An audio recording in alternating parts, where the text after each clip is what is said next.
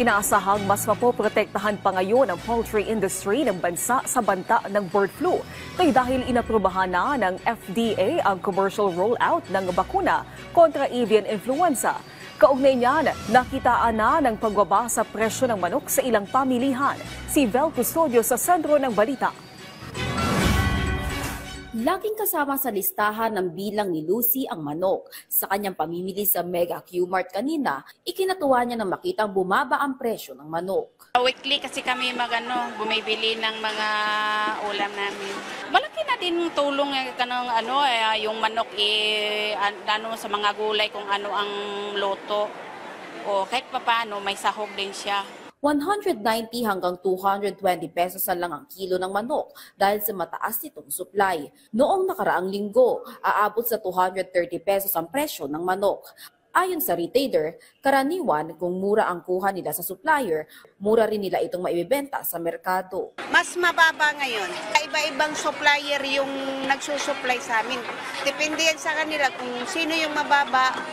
Minsan yung isang supplier, mataas ang kuha niya sa planta, mataas din yung niya sa amin.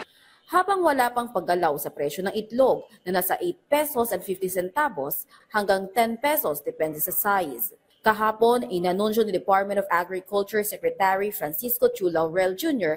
na aprobado na ng Food and Drug Administration ang commercial rollout ng kauna-unahang bakuna kontra avian influenza o bird flu sa Pilipinas. Makatutulong ang bakunang Volvac BEST-AI plus NB upang magkaroon ng matibay na depensa ang poultry sector, kagaya ng mga manok at itlog, laban sa virus sa banta sa food security at public health, lalo na't inaasahang magiging in-demand na ang manok pagsapit ng Burr months. Para sa ating sa chicken industry natin, definitely it will bababa ang risk nila, yung kaba, no? At mas lalakas ang loob na mag-invest ulit at mag-repopulate at magparami pa dahil mas hindi na delikadong ma-wipe out sila o mabangkarote na tinatawag natin. So with more production, more supply, then it should help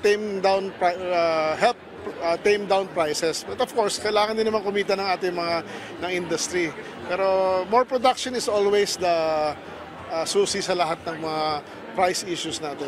Umaasa naman ang United Broiler Raisers Association na dahil may bakuna na kontra bird flu, ay mas magiging mabilis na rin sana ang proseso ng value chain.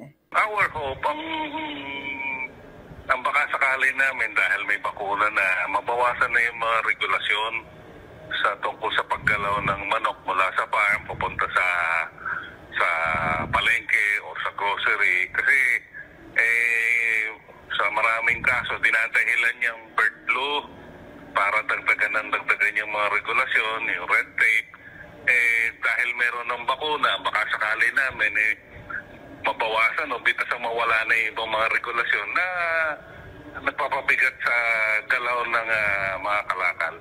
Bahagi ito ng whole-of-government approach ni Pangulong Ferdinand R. Marcos Jr. upang palakasin ang agrikultura, food safety at kabuhayan ng mga Pilipino sa poultry sector. Vel Custodio para sa Pambansang TV sa Bagong Pilipinas.